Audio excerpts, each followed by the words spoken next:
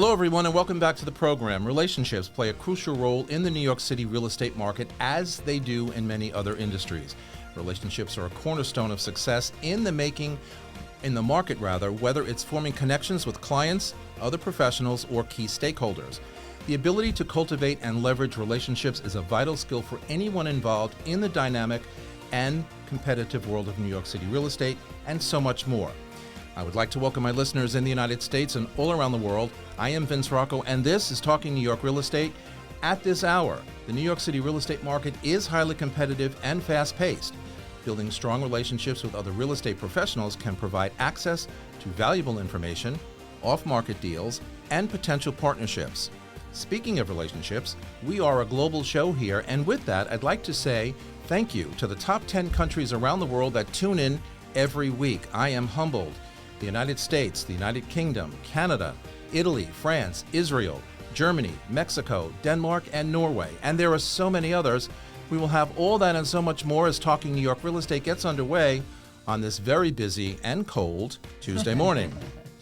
In the news this morning, according to our chief economist here at Brown Harris Stevens, Greg Heim, the Fed's preferred measure of inflation rose 3.5% over the past year. All three major stock indices rose for the fifth straight week. Economic growth in third quarter was revised upwards to 5.2%. Consumer confidence rose in November after three straight monthly declines. Fed Chair Powell said it is too early to start cutting rates, and more hikes could happen in the future, and I wish this clown would make up his mind once and for all. In the housing market, mortgage rates fell for the fifth straight week. Sales of new homes fell 5.6% in October. Pending home sales fell to their lowest level since NAR began tracking them in 2001.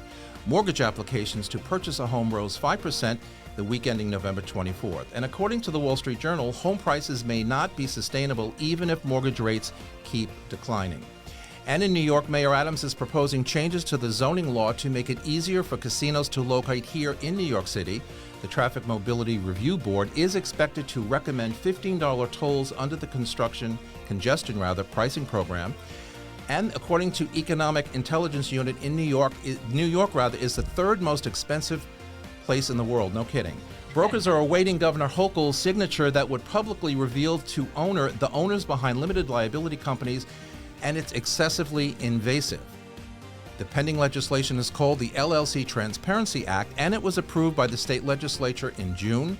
It is a stricter version of the 2021 federal law, the Corporate Treasury Transparency Act, which requires LLCs and other corporate entities to unmask their owners to the federal government beginning in February. The New York State bill goes further, obligating LLCs to reveal owners' names and business addresses to the state information that would be added to public-facing databases. And after 33 years, Fred Peters is stepping down from the New York City real estate firm that he founded in 1991.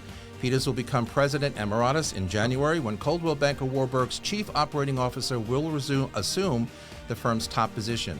Kevin Guzman, a 16-year veteran of the firm, will take on the title of regional vice president. Fred, in the meantime, said he will return to brokering deals until he is ready to retire.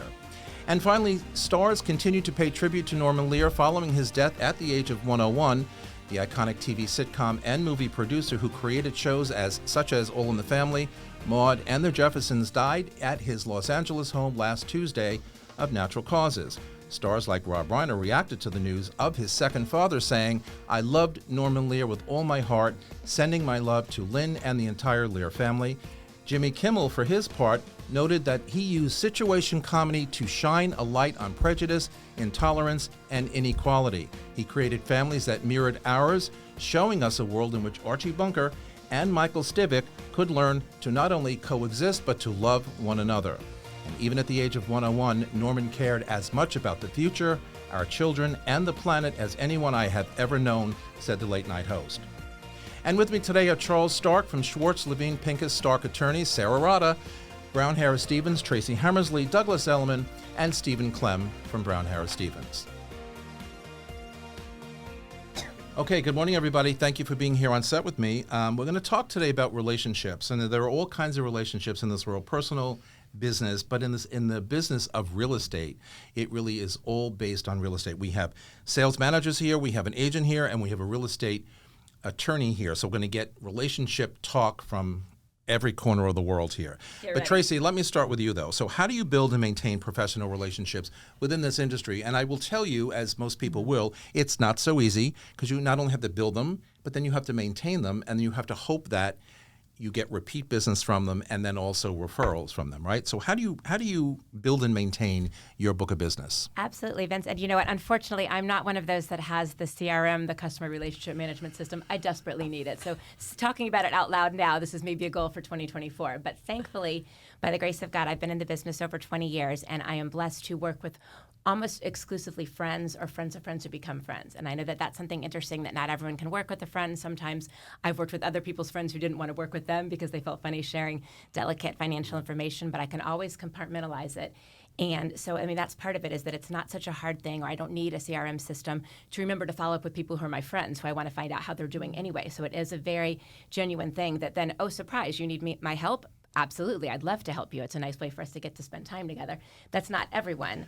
But I mean, I can go on, but I will also say, I know you're asking about, clients and customers, but also just, as you mentioned, I think the relationships within the brokerage community are super important too, because in a way, you're almost selling yourself not only as a trusted advisor and someone who's going to be good to work with to your client or customer, but also to the other broker. I'm an agent that's going to get it done. I'm easy to work with. I've had a number of my buyers who have kind of won a bidding war, or who we have gotten led to have an accepted offer because the seller's broker wanted to work with me over the agent for someone else. And so you can't neglect that relationship either. I always say, love your co-broker. Absolutely. Can I just speak from personal experience, having known Tracie over 20 some odd 20 years. Yes. Yeah, so my first time meeting Tracie was at a very busy open house on Gay Street. Robert DeVoren, yes, I do. And she stood out because she walked in with the biggest smile, came right over to me. We didn't know each other, and I instantly... I didn't know it at the time, but you were newer to the business. I was brand new. So was I. I was brand new. I didn't know that either about you. Well, new to New York, but we didn't know that about each other. But you just immediately engendered like this feeling of trust and professionalism. And I can tell you that every time I see Tracie, no matter what, there's always a follow-up text after. No matter what it is. Know what it is. And I always say to myself, this is why she's so successful, because she really listens, she cares, and in the moment, or after the moment, she says, well, how did that go? And it's just amazing what you can do. It's the truth. I mean, the deck is stacked, because Sara is one of my best friends, and Charlie is a dear friend and my favorite go-to plus personal real estate attorney. So it's a big love fest. But you do it with everybody. Today, I know that. But I would agree with what Sara said, because I only know you, 5 or 6 years, whatever, and it's been the same for me. But let's drill down just a little bit and talk about networking. So how much networking do you do? Aside from the CRM stuff, Sure. and I do believe we'll talk about brokers later, but love your co-broker. But talk a little bit about networking. And are you out there finding leads? Are you out there ingratiating yourself with other people who are not necessarily agents? I do not have, again, a good strategy for that. It's kind of just my normal life. I travel a lot. I'm interested in a lot of different things. I've met a lot of people unintentionally networking through, I'm a big golfer. I'm a karaoke artist. I mean, you have your fun adult hobbies. Really? And you Karaoke? meet a lot of people. Really? I love this microphone. You just think you're getting it back, Charlie. I'm just kidding.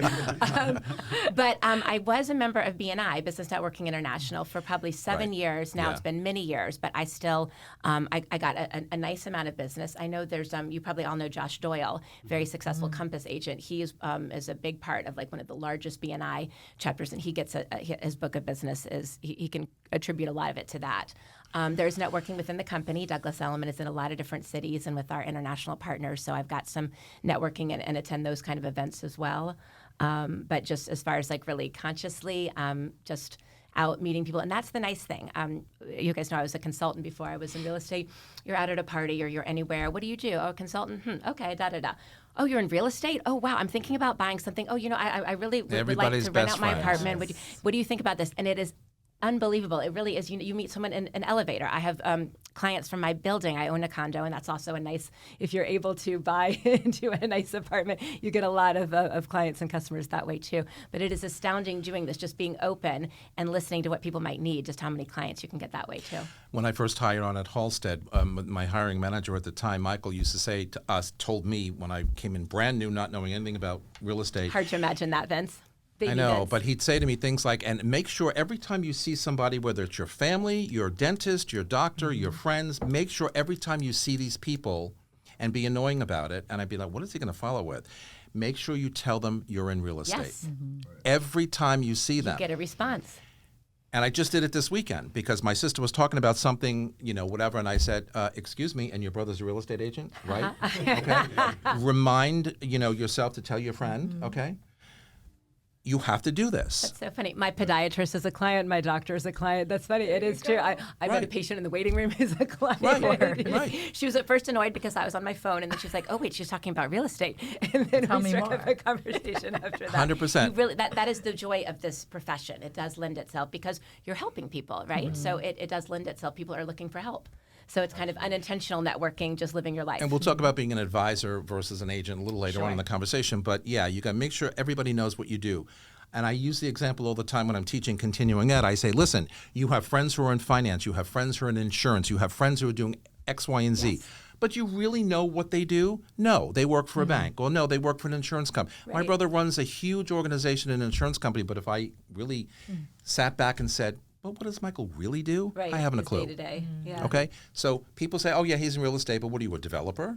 Right. What are you, whatever. Focus on rentals, commercial, sales, certain neighborhoods, residential. So tell people what you do. That's the best networking. Right. Charlie, from your perspective as an attorney, how do you build the relationships that turn into deals? I mean, we all, love the word deals, right? Right. How do you turn relationships into deals? Where do you find the agents that you eventually work with?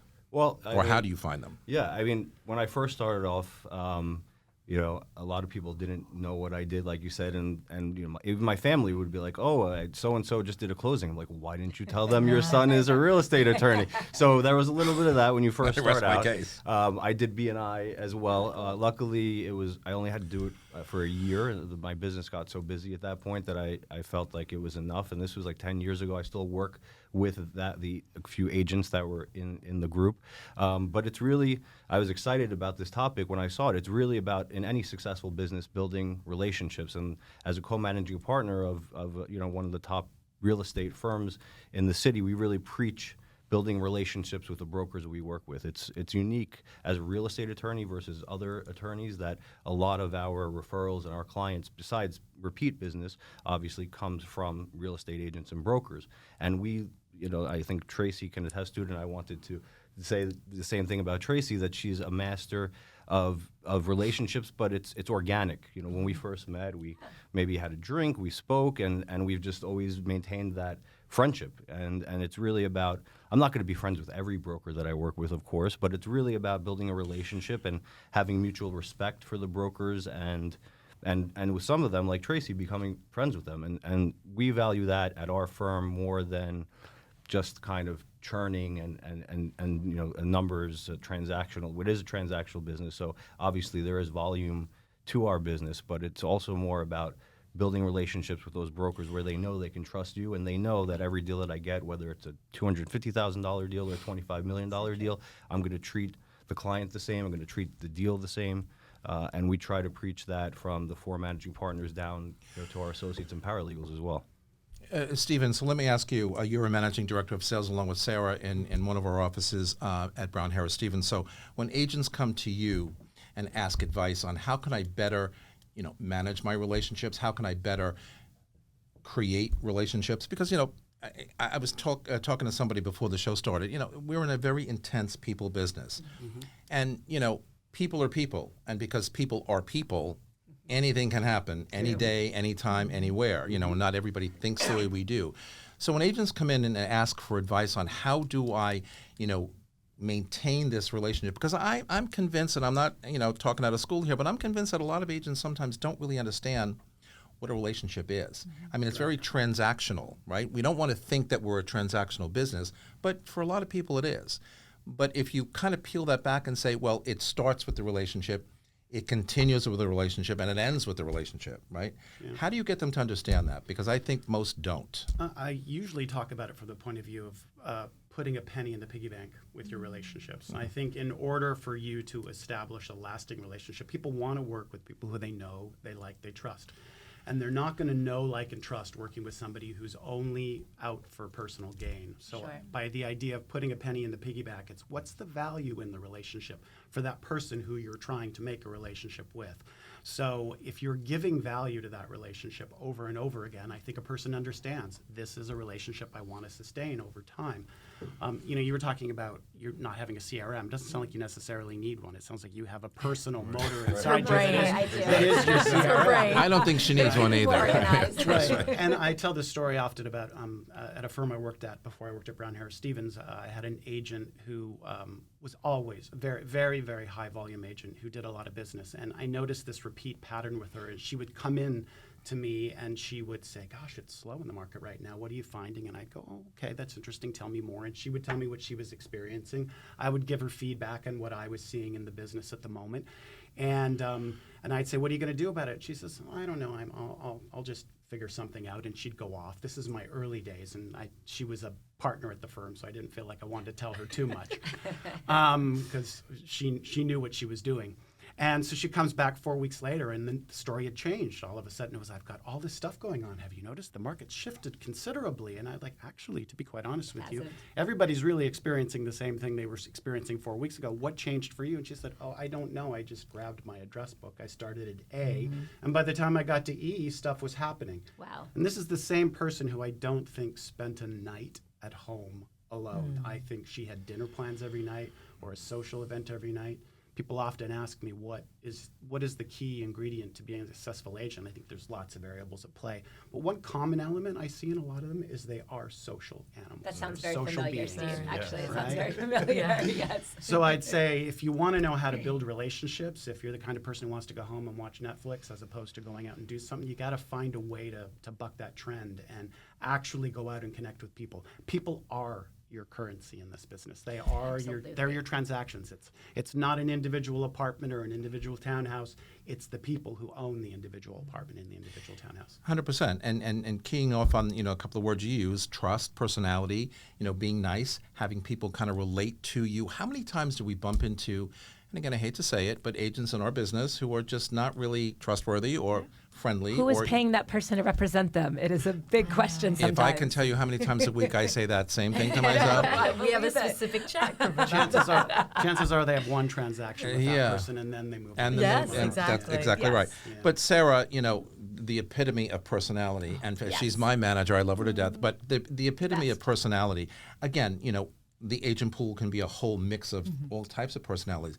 How do you find, and very successfully I might add, something to keep everybody, in the same pool, in the same mindset, wanting to do this without the drama? And there's always going to be drama, but how do you kind of measure or monitor the personalities, all the different people, that work for you? As a manager? As a manager. I think that's what I love so much about this business is that it's a people business and it's so individual. And that's why I think agents are so successful because, or can be so successful, is because there's a pot to, or a lid to every pot, right?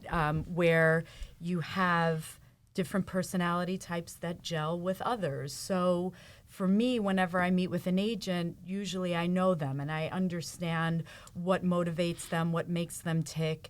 And in the moment, I just have to feel out by asking lots and lots of questions about what they're feeling, what they're going through, and how to just inspire them individually to whatever it is that makes them tick. I think that's really what it's all about. And it's interesting. It's very custom. It's not every agent does not get the same.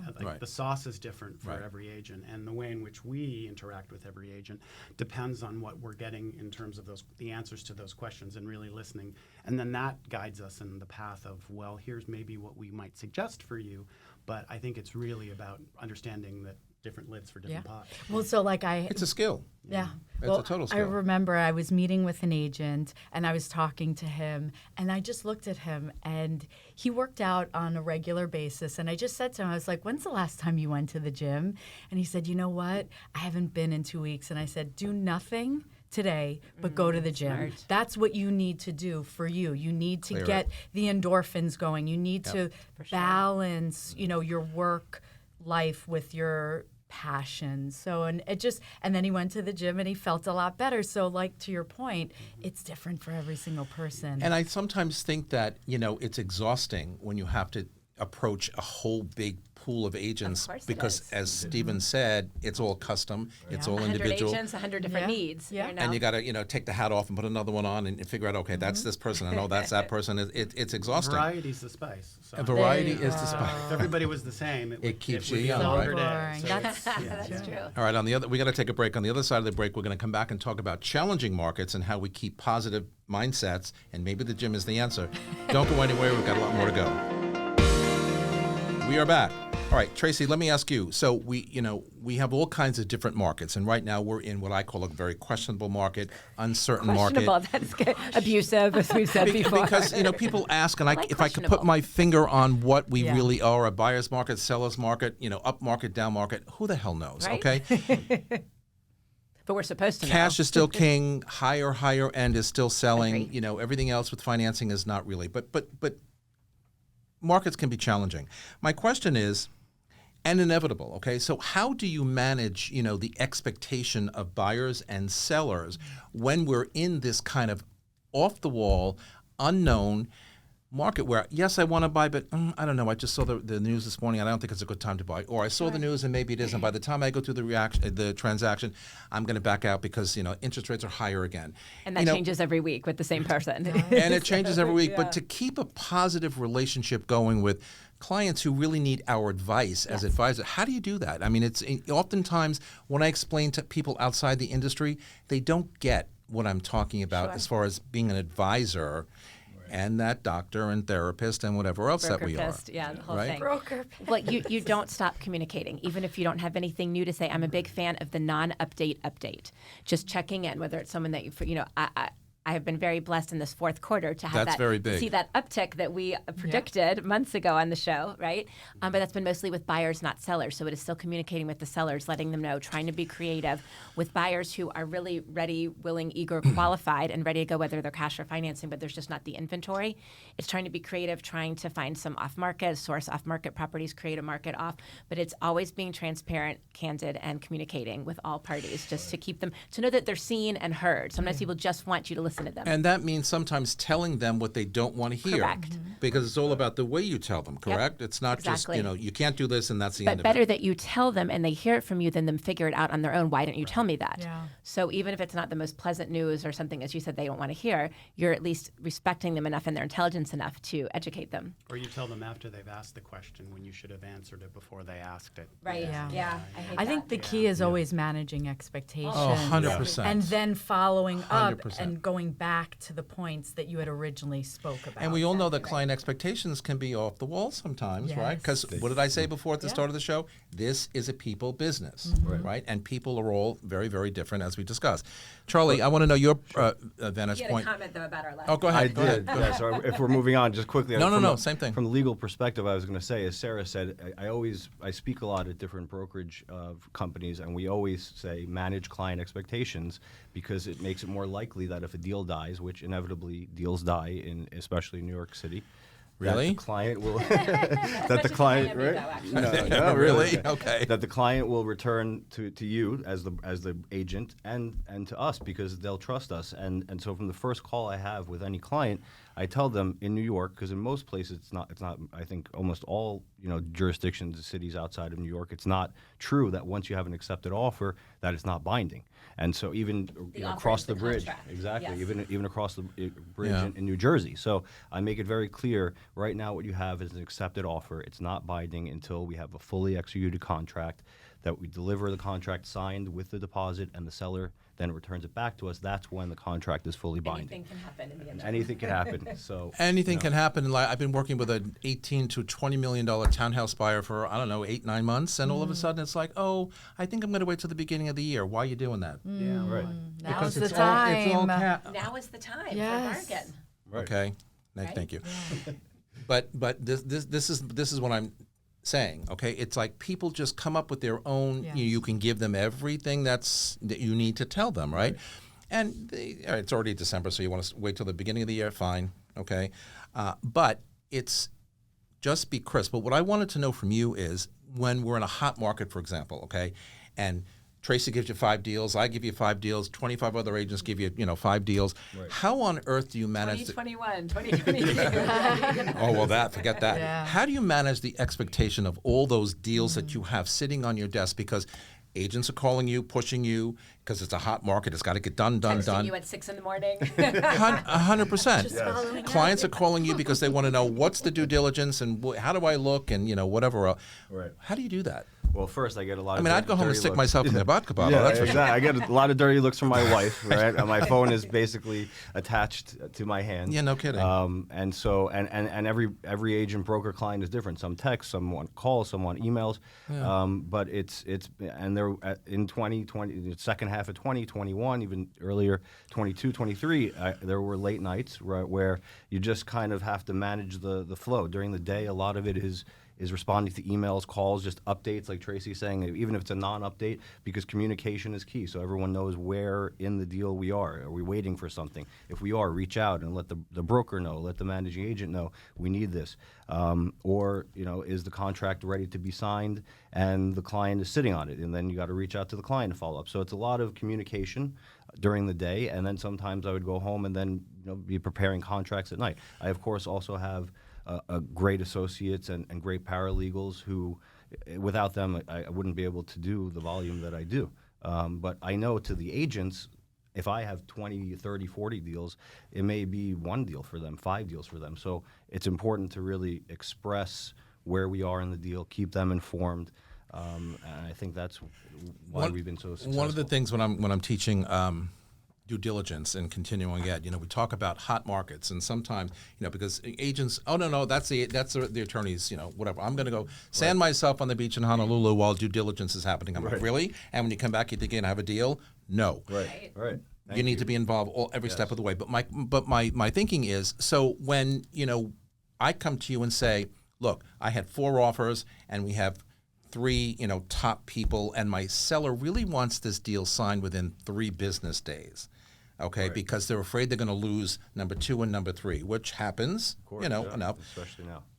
Exactly. And then the first person backs out, and then you're starting from square one. So when you have that kind of a workload, I believe it comes right down to relationships, because your relationship with the agent and your relationship with that new client that you've just established. And by the way, you only have 3 days to make them really trust you that you're going to do the right thing. How is that happening when you have multiple hot deals on the table in a market? That's not easy. It's not easy, but you have to take the time with each client, like you said, to build that relationship. I try, and again, whether it's a huge deal or even a small deal, to that person, to the client, it could be usually is the biggest transaction of their life, right? So, and it's emotional. So you have to put in the time with each client, even though, yes, there is only one of me at 24 hours in the day. You do it, and fortunately, I've been able to build that trust and rapport pretty quickly with clients and with agents.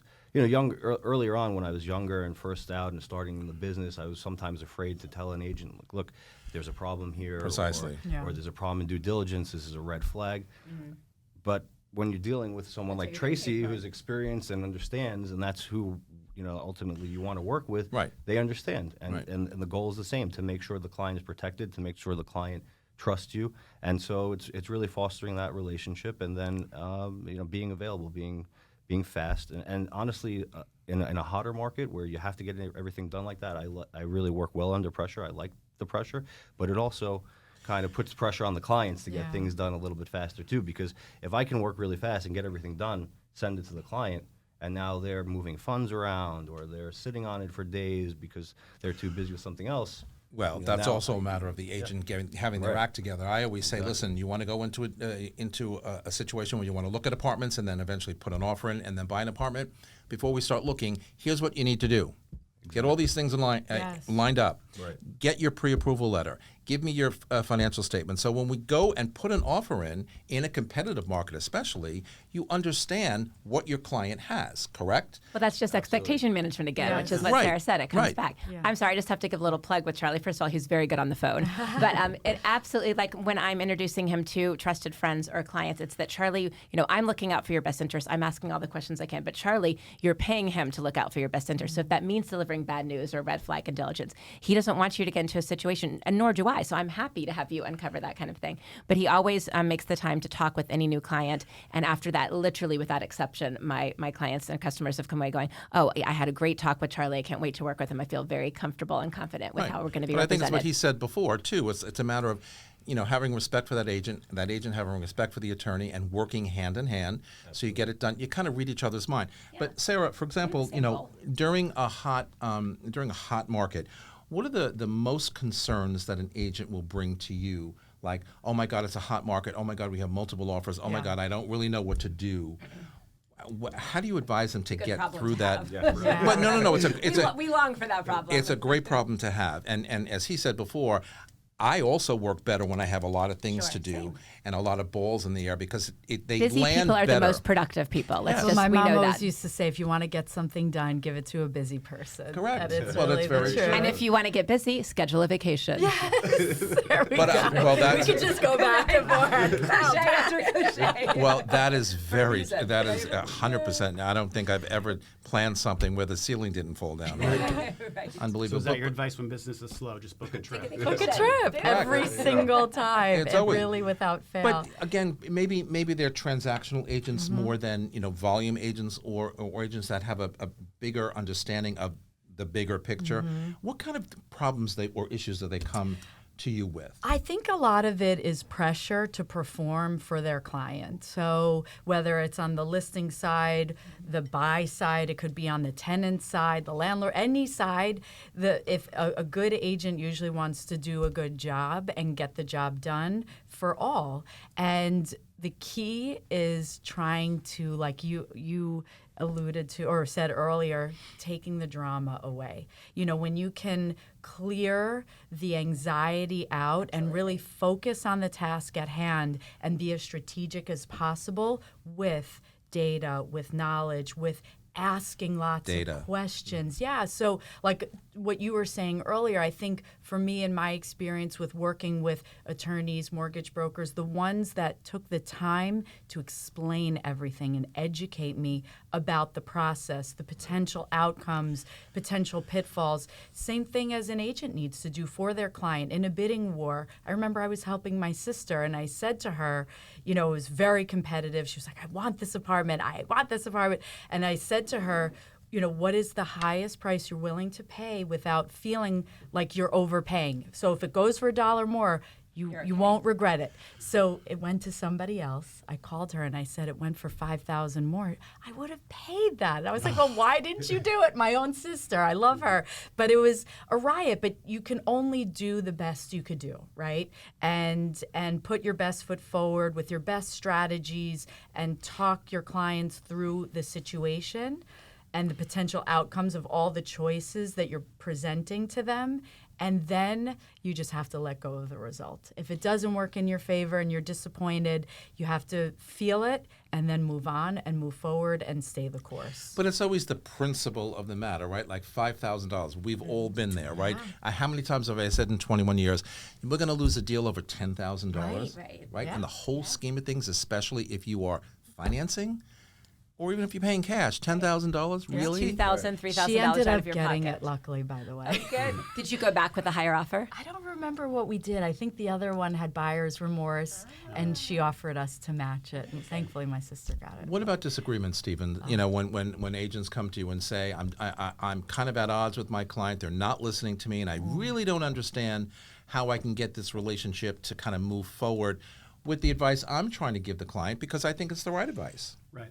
Well, is this how I would deal with the agent, or my advice that I would give to them? Oftentimes what I'm doing with an agent is I'm just really mediating the situation. I'm sitting there and I'm having them tell me the story. And oftentimes it means starting at the very beginning and listening to all the details and giving them the time to be able to do that. I find often that the agents, while they're talking to me about the situation, the solution to the problem comes to them while they're articulating it to me. But in particular, if you're That's in exactly so what Freudian. that's exactly what I was going for. you know, or if Yes, there's, doctor. but also if No, that's Yes. exactly what I was That's thinking of. Yeah. amazing. if there are instances when it's not a cut and dry, you know, Right. there's not a that's the way it should be done or that's the way it shouldn't 100%. be done, and there's gray area, which there is a lot of gray area in what we do, right? Very much so. I find often See this what table in real what estate? I'm Gray? doing Yeah, is super great. I'm sifting with the agents through all of the different potential approaches, the gray areas, and going, what are the pros and what are the cons? And then what I'm doing is I'm going back and I'm reminding them this isn't our decision, it's the seller's decision or the 100%. buyer's decision. And what you're doing is you're presenting these options, and then you're going to listen to the way in which they respond to these answers. Absolutely. Okay? And you're going to really make sure that you have empathy for the situation that they're in, and that you're actually giving them the kind of feedback that they need to feel like they're being heard. Because oftentimes I think a lot of disagreements are people feeling like they're not being heard or their position isn't being recognized. And you know what? I just want to clarify. It's not like we're picking on agents here, and it's not like you don't have the answers. But sometimes, as Stephen just said, we stay inside our own heads sometimes. But you're answering your own questions, as he pointed out. In conversation, the result or the situation is unfolding, and you say, "Oh, okay, right." And you need somebody to kind of poke A you. sounding board. Well, Right, if you a really sounding are board. the advisor. If Right. that's the title that you're Yes. in, Right. then you are advising, but you're doing it based on what you're getting from your client. You're Correct. not the fortune teller, you're not the lecturer, you're the advisor, and you're really using what the situation they're in to be able to give them the best advice for the situation at that moment. That's Absolutely. exactly right, Steve. And that's what I actually tell, especially my buyers, that it's not my money, it's not my living experience, it's not my investment. I'm going to tell you this is a good deal, or I'm going to present you with all the facts and the data and the comps and everything you need to make the best decision for you. But I don't care if you buy that particular property or any property. This Right. is your life, and you have to Right. take To that. live in it. That's the true advisor role, right? If you put your head on the pillow at night and say, okay, I'm getting into this deal, I feel really good about this deal, and I know it's going to be successful, then you did the right thing. Absolutely. And That's that's all. why we're seeing that brokers in this, you mentioned this difficult market that we're in at the Yeah. moment. It's a more challenging market now than we Correct. were used to in 2021 and early 2022. This is really a tribute to Fred Peters, who you mentioned in your opening here. He used to say it isn't a buyer's market or a seller's market, it's a broker's market. And these challenging markets are broker's markets. The people who are doing well now are the ones who are confident in the way in which they're advising their clients. They're speaking from a place of truth. They're giving them the pros and the cons, and they aren't afraid to say, here's what I'm seeing, and giving and following up on a regular basis with people. And this is where I That's think, excellent advice, This is actually. where I It think the is. broker who has skill is going to excel, and the broker who's more timid is going to have more trouble in markets like this. 100%. Tracie, I want to go back to something you mentioned before, leveraging off-market properties. Yes, We all know that off-market properties are not easy to come by. correct. But also, as you pointed out before, if you're not out there networking, if you're not out there with your feelers out on the street, understanding what may be out there or talking to friends, how does an agent find off-market? And then once they do, how do you form a relationship with that seller Sure. who wants what they want and not a penny more or a penny less? Because if I wanted to negotiate, I'd be on the market. First and foremost, I think your biggest network is other brokers. In fact, just literally this morning at 8:45 a.m., I made some other poor broker friend of mine come meet me because I thought the show was at 10. To see an amazing property in the West Village that's off the market. If this were on the market, it would go in a heartbeat, but the sellers have particular reasons for it not.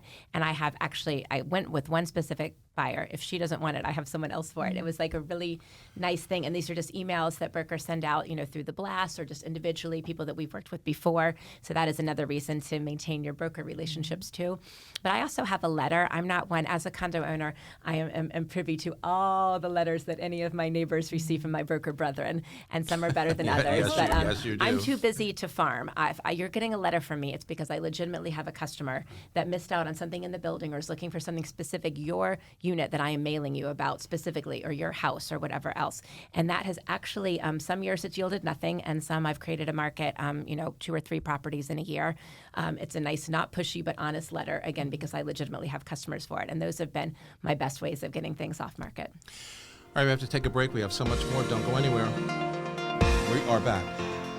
All right, so a general question here. Real estate often involves collaboration with various professionals, attorneys and bankers, of course. How do you keep effective teamwork? I mean, Tracie, you alluded to it many times before.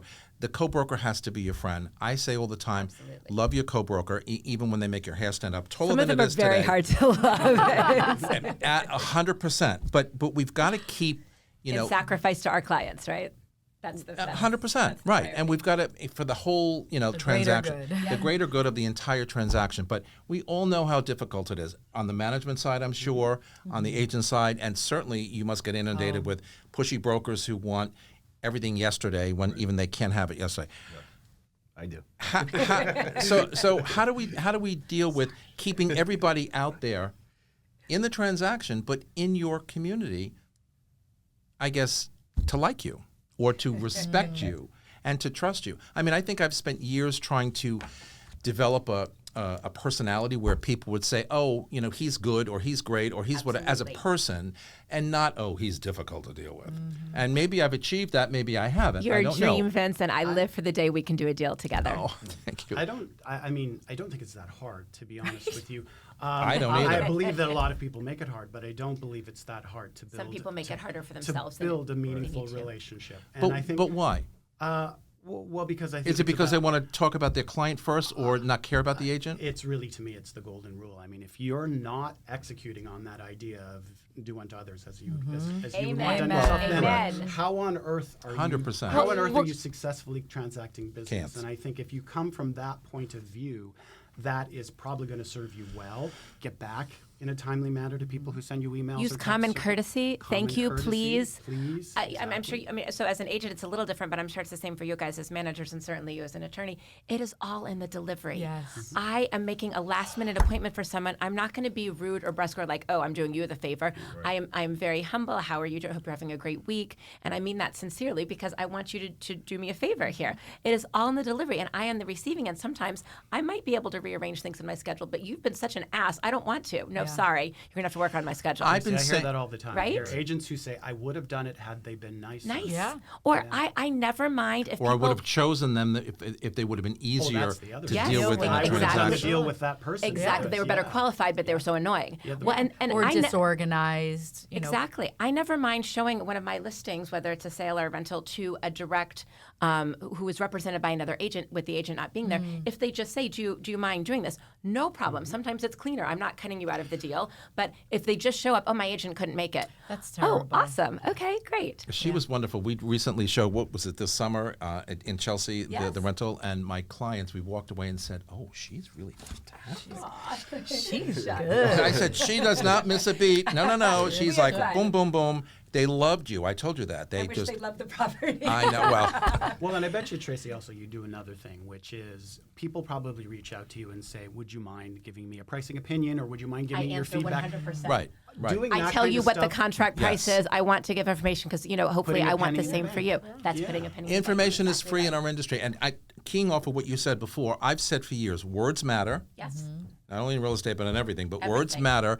But it's not the words necessarily, it's how they land. Correct. Okay? So if they don't land properly, you're ticking somebody off, you're pissing somebody off, and they're like, there's no tone in text or email, It's right? the golden rule, as Steve said. Absolutely. Like, how do you want to be approached? That's how you should approach others. Correct. Sarah and I just did a session last week on humor as a tonic Yes. for That a is. lot of difficult stuff. I mean, Yes. there are certain things where humor is not appropriate, but there are moments when You I lost think, the But I deal. kind of like that. Yeah, you lost it too. Sorry. but I think there are oftentimes the delivery method, the way in which you get the information to them. Yes. If you've created a sense of camaraderie and humor in the relationship that you Mm-hmm. have, often you can tap into humor as a way of being able to put a little bit of lotion on a burn. Yes. Absolutely. 100%. All right, so how do you stay updated on market trends? Okay, we talked a little bit about that before. In our business, it's all about data, as Sarah mentioned before. It's all about what is trending now. And I mean, trends go this way and they go this way in a matter of 24 hours sometimes. But how do you follow that, keep on top of it, and make that work for your client base, whatever transaction you might be in, or even on a networking perspective? How important are trends in this business for you as an attorney? Well, they're very important, and it's a combination of, we have regular partner meetings and junior partner meetings, and we all exchange information freely within the firm, speaking to highly experienced brokers like Tracie and others that I've been lucky enough to work with, reading The Real Deal and listening to podcasts like this. Read. And Talking about yeah, Who reads? it's Who important. reads anymore in our industry? Yeah, Read. Yes, Okay. exactly. And so that goes for market trends. It goes for also the legal landscape is constantly changing in New York City. There was a few years ago. A few years ago, they gifted us with the progressive mansion tax, and in 2019 the changes to the rental laws, which we went and spoke about with a lot of different firms. Now the changes in commissions. Right, and changes in commissions. There's a smaller one, the Property Condition Disclosure Act, Right. which starting in March is gonna go away. So Yep. that should be interesting. So we discuss all that internally, and then eventually with other trusted professionals, brokers, loan officers, we filter that information down. I think a huge thing, at least for us, is speaking to our agents every single day. 2 weeks ago, I got on the phone. It was Monday morning, speaking with Richard Ornstein. I'm sure you guys all know him. And he said to me, "Sarah, I'm so busy right now. I have this, I have that, I have that." And I said, "Okay, that's luxury." And then another agent in my office said, "I had 5 inquiries today on something I haven't had any inquiries on in a very long time." So as I'm That's how it hearing works. these things, I'm like, the market is shifting right now, and Real time. in real time, Yeah. because you're absolutely right. We have to read, but we are so fortunate to have each other to speak and hear it as it's happening, as And the our trends agents are. they're a leading indicator for us. Yeah, they're Absolutely. not yeah. lagging, they're a leading. They They are- know exactly. Yeah. They keep what's happening they at the keep you moment. honest, from Yeah. what I'm saying. But Because you're getting the pulse right in the moment. Right in the of moment. What is happening and how tides could be shifting. 100%. But also, following along that line for the two of you, understanding we all know when we work in this industry that we don't work in a market. Years ago, people say, "How is the real estate market in New York?" Well, it's this or it's that. Now the question is, what market are you talking Very about? segmented. Yeah. Okay, it's very segmented. Every borough, every What block? neighborhood, what A block. block makes a difference, Sarah. So when you're talking about trends and you're talking about trying to understand the lay of the land, it's got to be difficult for you guys to understand what market you're talking about, where are we talking about, and give me a little more color on that. So how do you, keep, for you guys, do you keep in touch with all these different markets every day? We try, every day. I mean, as much as you can. As much as Every possible. week, yeah. As much as possible. And I think Because it's hard for us sometimes as agents. And what I get in the habit of doing is when someone submits, we do new deal recording. When someone submits a new deal, I'll have some questions I ask about that particular deal. Like one of the ones I ask now is, was financing involved or was this all cash? I'm trying to get a read on whether financing is moving more back into the picture now than all cash transactions. Hopefully very soon. Right. So Yeah. I mean, there are some set questions I ask on the deals that actually come across my desk. But I find walking the floor is a good way of being able to start a conversation. People are comfortable at their desk. You walk over, you check in and say hello, and then Yes. all of a sudden the information starts to flow. So I think that's how we do it. I also, from the point of view of a sales director, I have other sales director friends at other firms. And I just went out last week. There was a table of 6 of us who Yep. sat up at the Smith on the West Side, and we sat and we In my talked neighborhood? in your There you go. neighborhood. And it's loud, but we just It's talked- loud. We just You talked about it. shouted. Yeah, I was going to say you shouted, you didn't talk. And we talked about the market. We talked about what was going on with our agents. We just commiserated. It's a great way of building sort of rapport. We talk about squad all the time, Yes. Sarah and I, having a squad of people that you turn to for Correct. support and for information. And Your guidance. advisors. That, Yes. you know, Your people, Absolutely. your team that you go to for. None of us have the answer to everything. Trust I'm me. on the Right. phone every Okay. day with Sarah. Yeah. I call Kevin Kavesky. Well, you West two are the office. the Yeah. dream team. You two, it's like amazing. So I mean, that's how we it's do it. unbelievable. That is how we do it. All right, let's talk about ethical standards, okay? Because oftentimes, things get a little out of whack, and I hear some things, I witness some things. How do you keep people walking the straight lines when it comes to ethical standards? I mean, listen, for the most part, we work on 100% commission. We don't get paid unless we do something. We're not on salary. We don't get benefits. there is desperation oftentimes in our industry where, agents will just go off and do and say things. I mean, whoa. And some of the stuff you hear that they do and say is, quite appalling. But how often, and hopefully not often, how often do you run into ethical issues in management, and how do you resolve that? That's a lot of what we deal with. I think when people come in with a problem, maybe it's a co-broker doing this, or they have a question about a deal and they're like, I'm not sure how I should handle this. And maybe sometimes the approach that the agent is coming at, I always say it's if the hair stands up in the back of my neck, probably there's a problem. I would say most of the time, You if think? they're asking you a question, if you have a question about it, you know probably the already know the answer. answer, Well, right? And also as a Yeah. sales director too, we also know that the question itself is only the surface. Yep. And there's probably about 5 more questions. There's probably 5 things we have to ask to sort of lift the Peel the onion rug layer, up, peel the yeah. onion away to get Yeah. to really what the core question is. So I think, and then, I mean, honestly, the only way to deal with it is to be honest about what you Yeah. think is the approach. There's no way of sugarcoating it.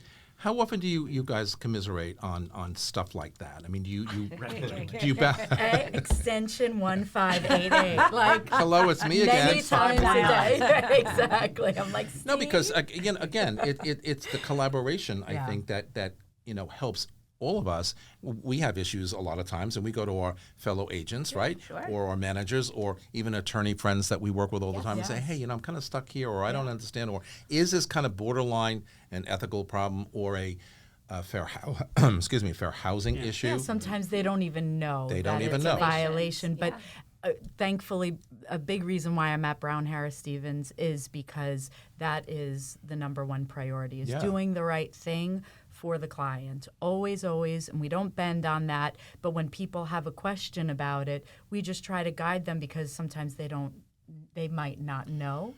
But either way, it's like what you said. You don't want to count the ceiling tiles at night wondering, did I do the right thing? We want all of our brokers sleeping well at night, and we want to sleep well at night by doing the right thing. I turn my phone off at 10 o'clock at night. Same. I'll deal with you in the morning. Yeah. Good for Right. you. You Sleep have to. mode. 10's late.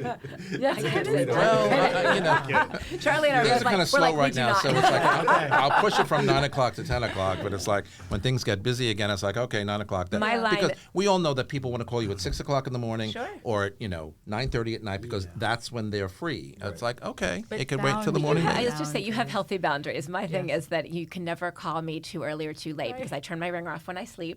But if you call me at 6 a.m. or 11 p.m. and I answer, I'm still awake. So God Oh, bless honey, you. 6 a.m. That means it's like, okay, even if Hence I my am need for awake, coffee, see? Yeah. I'm drinking my coffee at 6:30. But it's like, do I want to talk to somebody? But what I do on my phone, I have it set on the do not disturb. Right. That way clients, or not clients, agents, if they want to text me, they see that my notifications are off. So it's don't not like expect an they know I'm not answering. They Anyone know it's- disrespected that and called you the 3 times to get through or whatever? Never Oh, is that what they need to I do? think, yeah, it'll ring Never through if happens, you right? call 3 Wow, times. who yeah. knew that happened? Never. Sorry. Notify anyway. Yeah. Oh, yeah. I don't know what I'm talking about. Sorry. Speaking of Just things not kidding. to do, 3 texts and 3 phone calls, one after the other. No. Thing to do. Or sending an email, a text, and then following up on it 20 minutes later. Did you get my email? Did you get my Yeah, text? even I don't do that. That's Yeah, rude. That's yeah. obnoxious. But Reasonable even amount when of you tell time. people, like I had a client this morning, I said, I'm going to be on set until like Right. 11:30, 12 o'clock. I can't answer. And she's,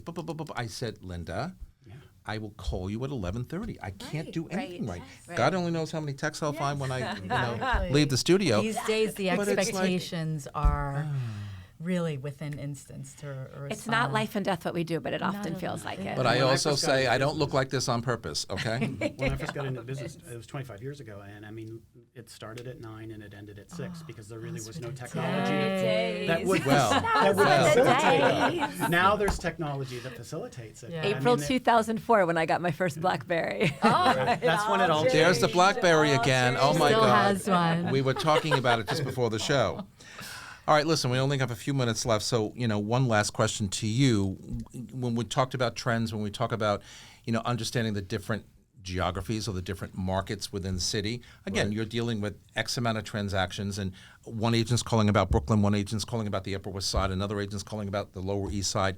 Is it mind-boggling for you to kind of understand price points, Like when clients say to you, I probably could have paid $10,000 less. I don't know. What do you say, Mr. Attorney? I'm not so sure my agent is telling me the right thing. I mean, what? Because I hear this all the time.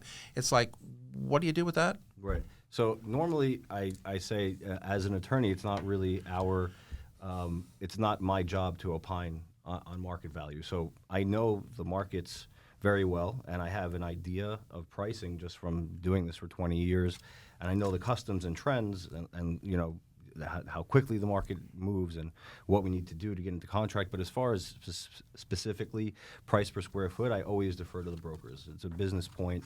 I handle the legal aspect of it. Of course, there are times we get involved with negotiating if there's an assessment upcoming or something like that. But 99% of the time, I try to defer to the brokers who opine on value and things like that. That's why I say when people say I have an accepted offer, I'm going on vacation for 2 weeks, let the attorney deal with it. I'm like, okay, and you think you're going to have a deal when you come back? Right. And by the way, what happens when something falls down? What are you going to do with your feet in the sand? Right?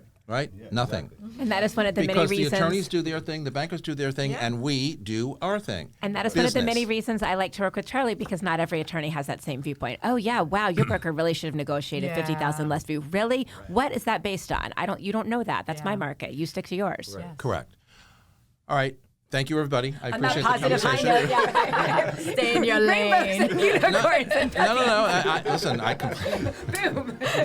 And there are fun times in this industry as well. All right, we're coming right back with my thoughts for the week. Don't go away. All right, everybody, my thoughts for this week. Relationships in a general sense are fundamental to the human experience and can be categorized into various types, including personal, professional, and social connections. The significance of relationships lies in their impact on individuals' well-being, societal cohesion, and personal growth. Building and maintaining healthy relationships require effective communication, mutual trust, respect, and understanding. Positive relationships contribute to emotional support, shared experiences, and a sense of belonging.